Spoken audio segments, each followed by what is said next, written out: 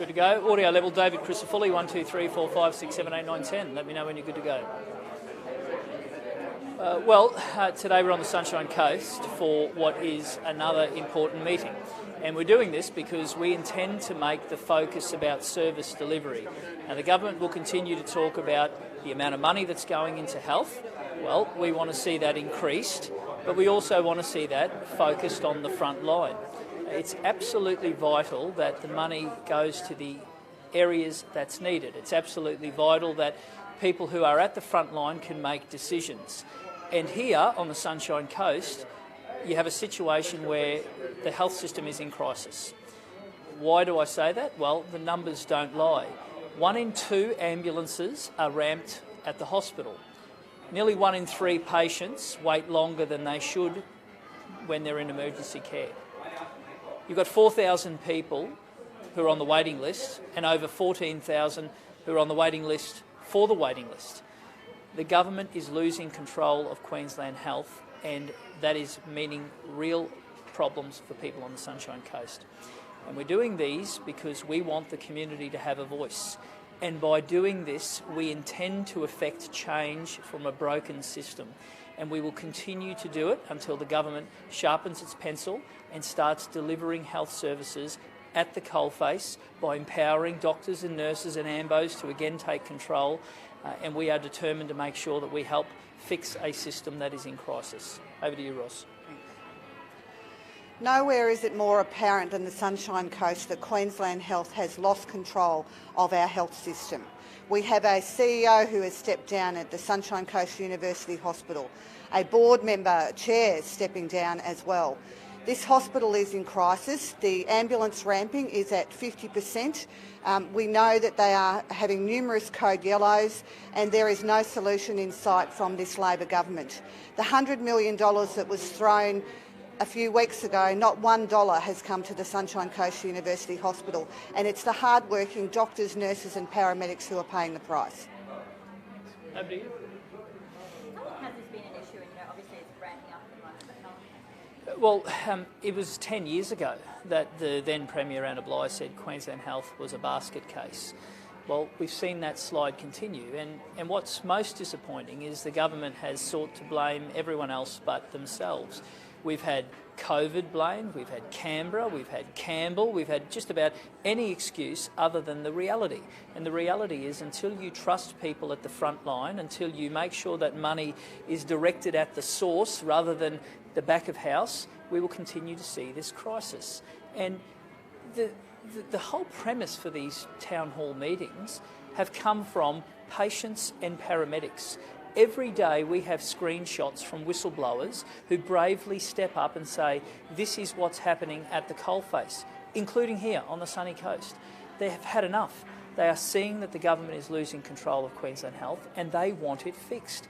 People don't become an ambulance officer because they want to sit at the end of a ramp waiting hours upon hours. They become an AMBO because they want to help people in their hour of need. People don't phone an ambulance for fun.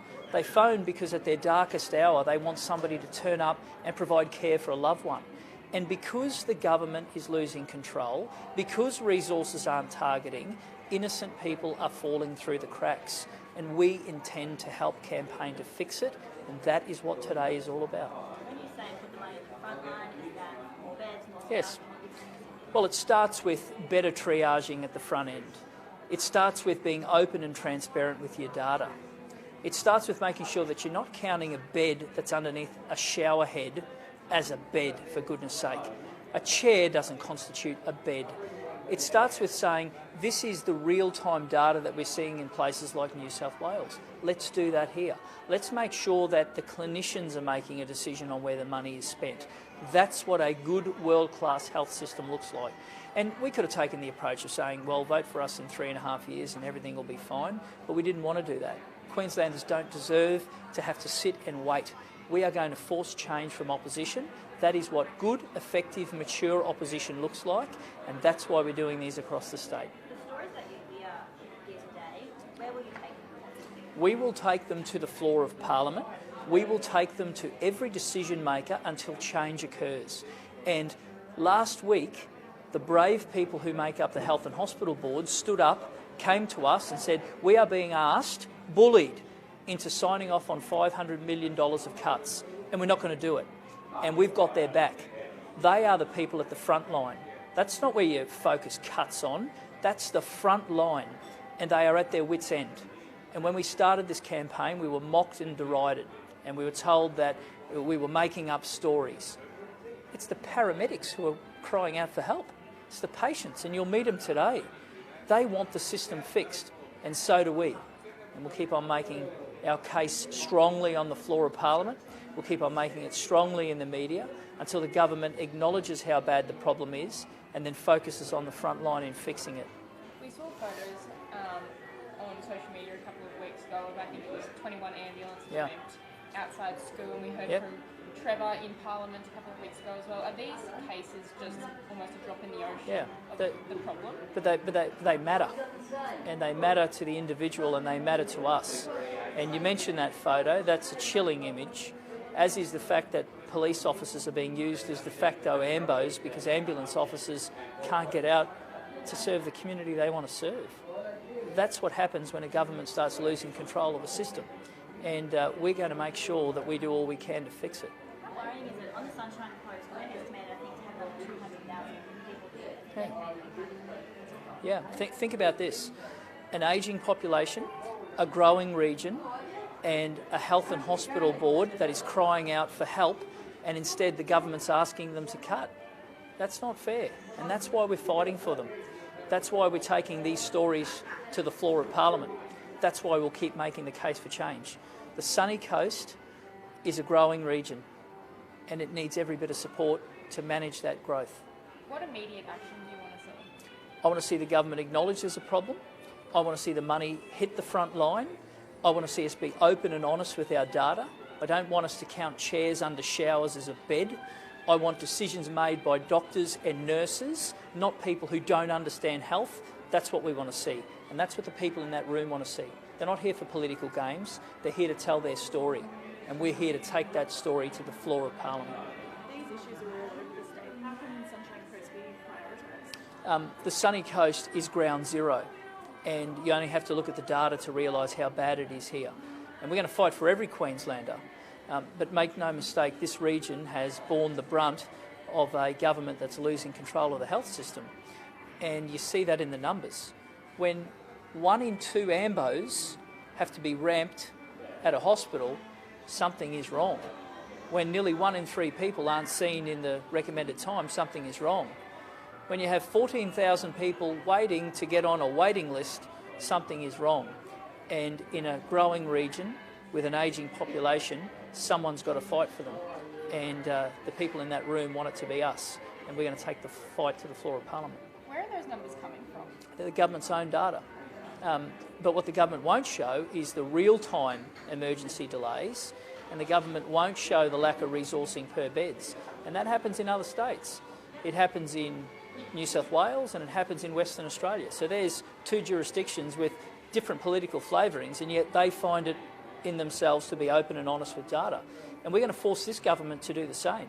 But why is it that I can get on my phone now and I can tell you what the wait is at an emergency department in New South Wales, but I can't tell you what it is at SCU around the corner?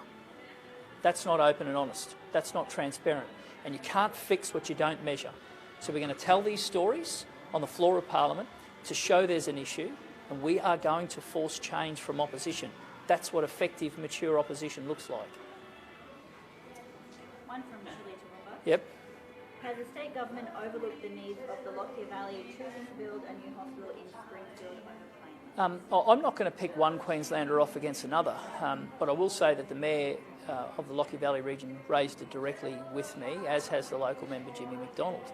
And my concern is that the government has no ability to prioritise services for both existing regions and growing regions.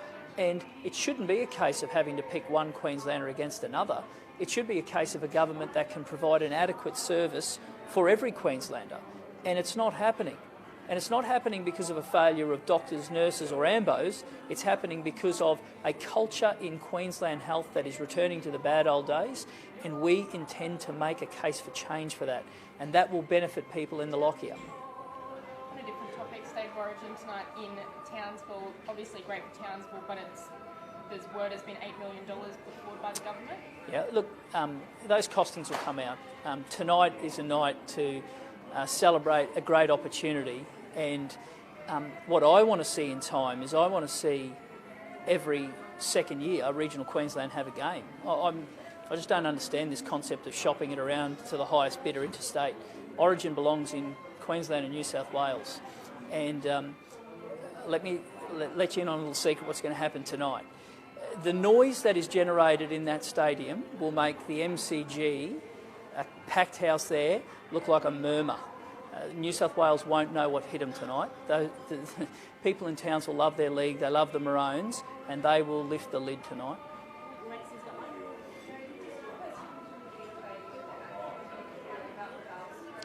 Yeah, look. I haven't seen the reforms, but I'll make this point. No report should sit on a minister's desk for 2 years. That's not good governing for people. That's paralysis via analysis. And I want to see the government start delivering things to help Queenslanders, not constantly finding ways not to make decisions. Righto, thanks. There's reports people in the Lockyer Valley region are waiting months to see a psychologist when they're suicidal, yet the state government chose to build a hospital in Springfield Cafe abandons regional health. Well, certainly we saw only a couple of weeks ago the Australian College of Psychiatrists come out and say that mental health in Queensland was on the brink of disaster. We know that the regions are poorly serviced for a lot of these issues, and we need to make sure that mental health services are available for every Queenslander no matter where they live. Thanks.